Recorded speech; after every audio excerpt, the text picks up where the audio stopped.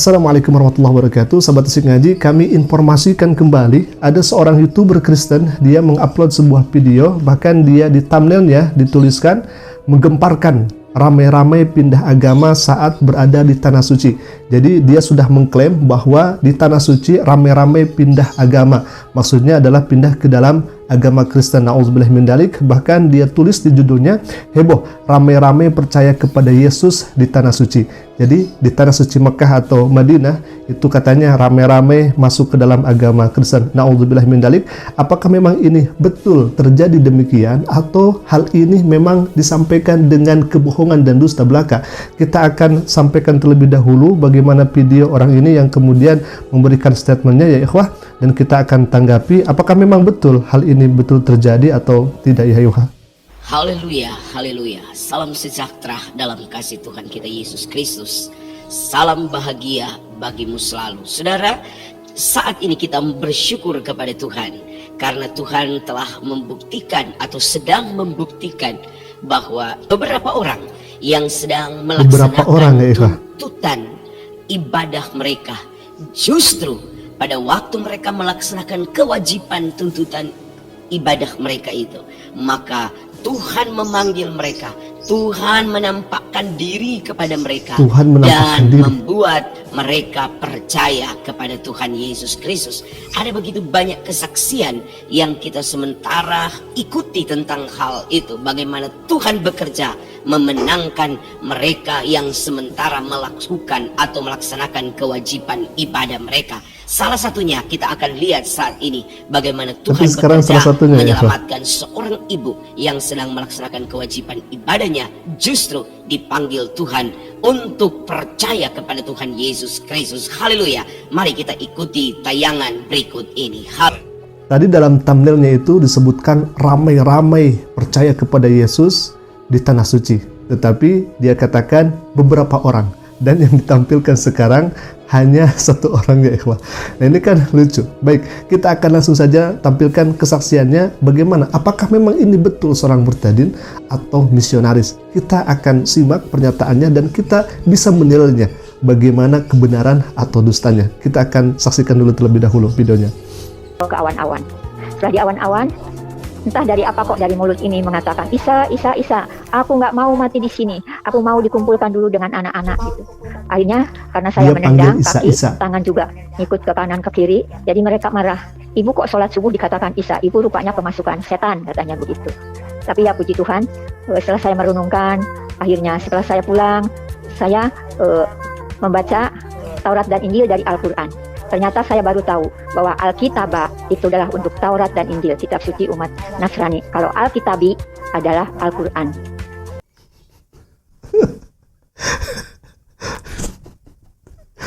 Ya Allah Karim.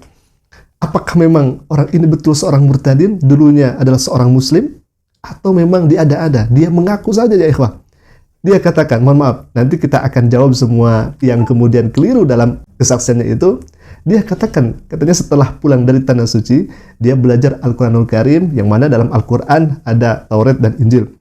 Dan dia katakan, Alkitab untuk orang Nasrani, sedangkan Alkitabi itu kitab atau Al-Quran untuk umat Muslim.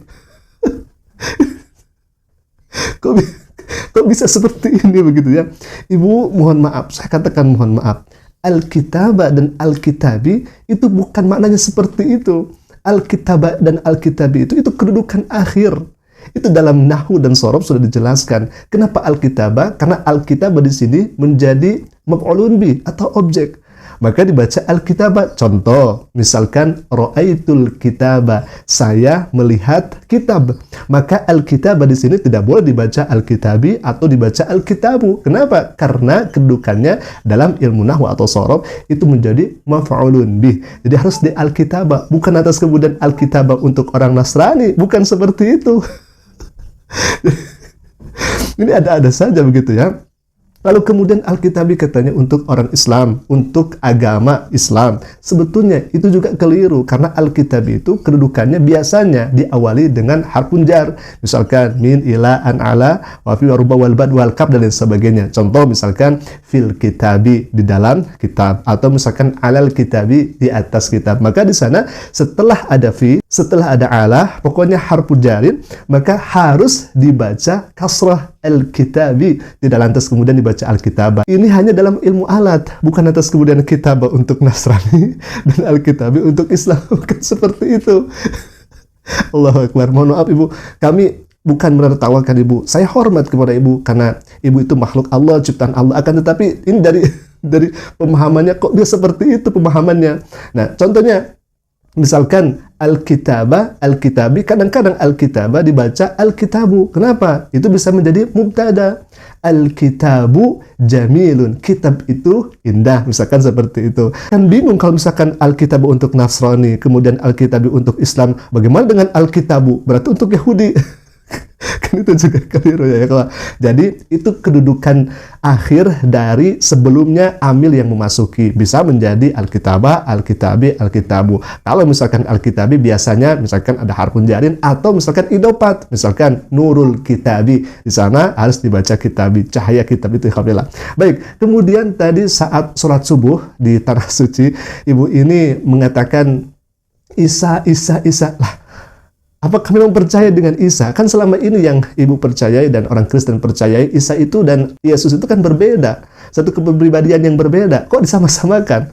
Jangan-jangan kalau misalkan ingin memurtadkan Isa dan Yesus itu disamakan, atau misalkan ingin membawa jiwa dari Islam ke Kristen, lalu kemudian Isa itu disamakan dengan Yesus, atau misalkan ketika terdesak dan ketika debat, Isa dan Yesus itu tidak disamakan lagi. Itu menjadi pribadi yang berbeda. Jangan seperti itu. Mohon maaf, jadi kan lucu kalau demikian. Nah, ikhwafillah, sebetulnya orang ini itu sudah memberikan kesaksian mungkin 2 atau 3 tahun yang lalu. Bahkan kami sudah reaksi videonya. Kami sudah sampaikan kekeliruan-kekeliruan orang ini ketika mencampur adukan Al-Quran dengan Bible-nya. Bahkan orang ini sudah mensalah tafsirkan Al-Quranul Karim dengan serampangan. Ini sangat luar biasa kekeliruannya ya ikhwah.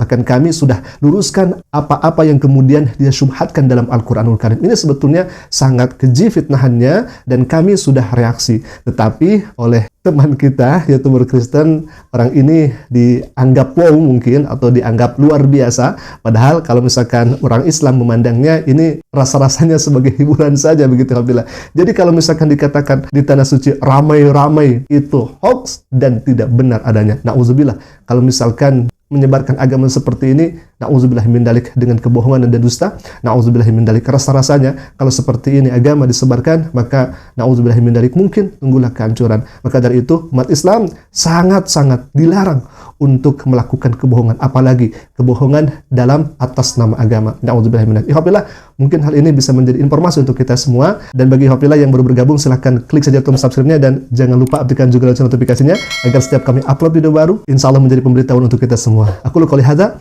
ala fumini, assalamualaikum warahmatullahi wabarakatuh.